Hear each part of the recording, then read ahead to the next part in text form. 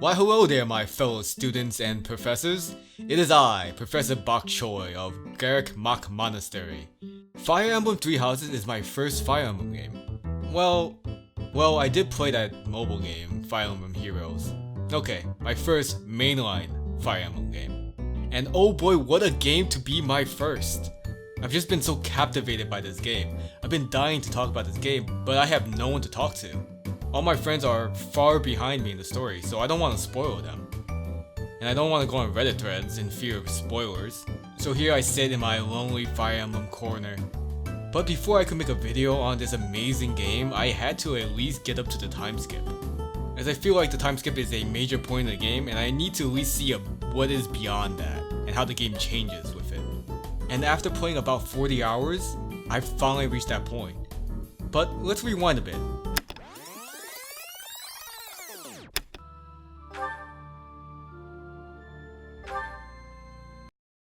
In the beginning of Three Houses, you're allowed to choose between a male or a female character.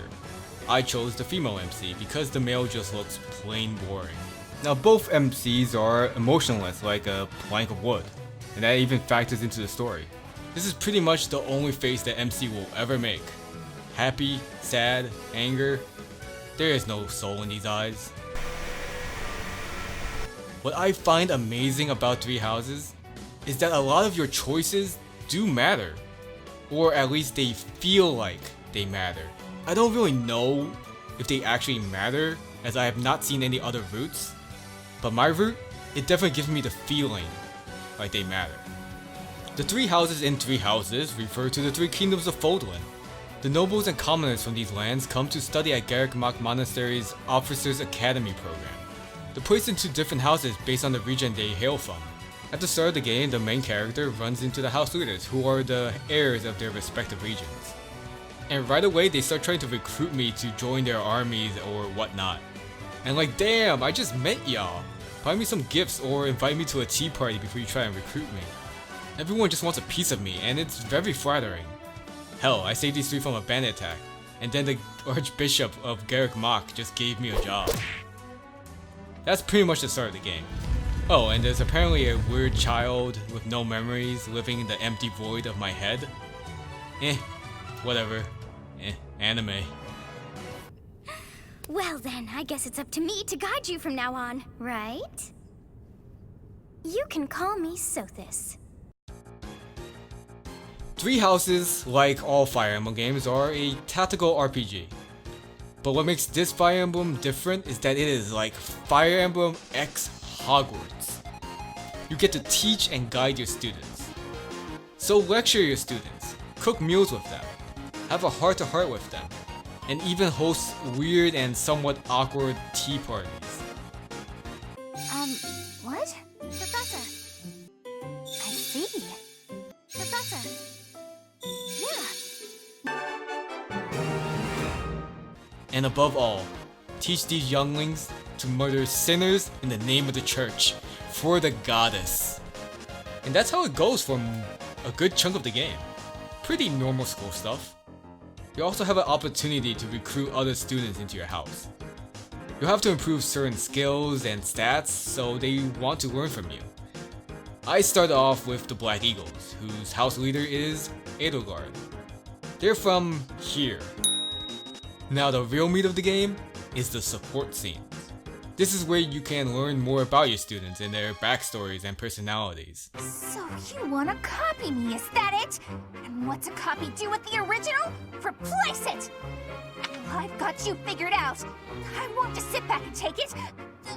I'll fight you! You can improve your relationships by giving them gifts or having tea parties or doing certain activities with them, as well as having their back in the battlefield. I love these dialogues. And by far, this is my favorite part of the game. Some of them are really funny, some of them are sad, some of them are just plain weird. And my favorite character is Bernadetta.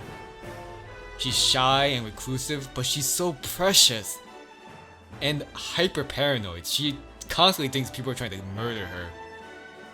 And there's a sad reason to it. She lived an abusive childhood. But I'm an amazing teacher, and I turned this reclusive and shy girl into a beast of a killing machine who will have no mercy on anyone.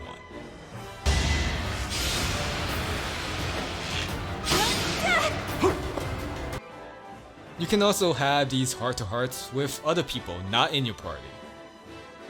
And sometimes a character will just shit on you and your relationship will grow for some reason. Alright. The choices in Fire Emblem really matter. Or at least they feel like they matter. If you haven't clicked away already, here's your major spoiler warning. Because I chose to be a female professor, I was able to recruit Sylvain into my house right away. That's because he's a player and he's trying to get into my pants. But I'm a professional and that ain't happening. But because of this choice, I had him pretty early on and I was able to bring him on a mission that involved his brother. His brother turned evil and became a bandit leader, and we had to put him down because he was a sinner. Executions. No jails. Nope, not for these sinners. And because I had Sylvain, I was able to get a Hero's Relic, a rare magical item that Sylvain's brother stole. And because of this one event, it really made me feel like my choices actually mattered. They weren't superficial choices, they had an impact on the story. So I chose the Black Eagles. This meant I could establish a strong relationship with its house leader, Edelgard. And man, it made it hurt even more when I found out that she was actually the big bad. Edelgard, did you know about this? Yes. In fact, I gave the order. I am the Flame Emperor. No. I don't believe you. You're lying to me. The Flame Emperor. A leader of bandits and warlocks who were terrorizing the land. And I was given a choice. Do I side with the church and try to kill her? Or do I side with her and protect her? It was not an easy decision due to my relationship with Edelgard. I really had to weigh the pros and cons. Pro. Edelgard is about equality. She believes that there shouldn't be a divide between nobles and commoners, and that one's blood should not define their status. Con? Her lackeys who went rogue killed my dad. Also con, those same lackeys were using a curse to turn people into demonic beasts. But pro, she apologized and didn't approve of the methods?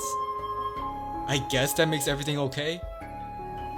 Also, the church gave me bad vibes.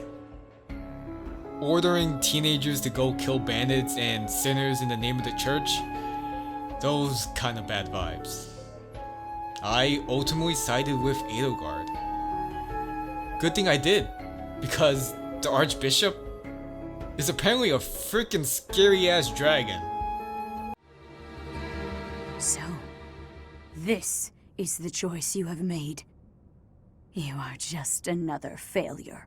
Your presence soils this holy tomb and disgraces my brethren.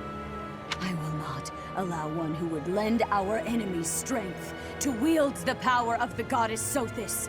I have passed judgment, and now I shall rip your chest open and take back your heart myself!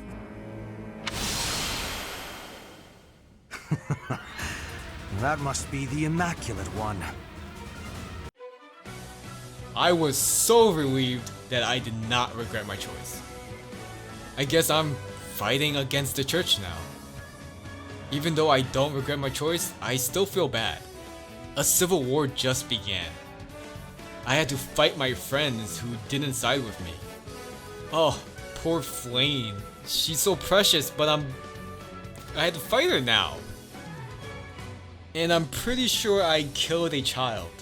I gotta kill you! Lady Rhea, I couldn't fight hard enough. I'm sorry. Soon, your sacrifice will not be in vain. I made the right choice, right? After a battle for Greatmaw, the game goes into a random time skip. The main character disappears for 5 years, and has been sleeping the entire time, a la Gordon Freeman. But I'm curious to learn what happens if I choose the church. Do I spend the rest of the game hunting down Edelgard? Do I not find out that Rhea, the Archbishop, is a dragon? But what if I choose a different house? How does that play out? By being a part of a different house, I would not understand Edelgard the way I did. So maybe I would have been more inclined to side with the church, and I would not have learned that Archbishop Rhea was a heart-eating dragon. And I have so many questions. And I can't wait to finish 3 houses and go into how all these routes play out, and finally find some answers. The choices in this game really do matter. And if you're still watching and you haven't played the game yet, I highly recommend you play it. This game is amazing and it's fantastic. Great story, great characters, great combat. It is definitely one of my favorite Nintendo Switch games. But hey, I got a church to overthrow and a rebellion to help lead. Thanks for watching, and I'll see you in the next one.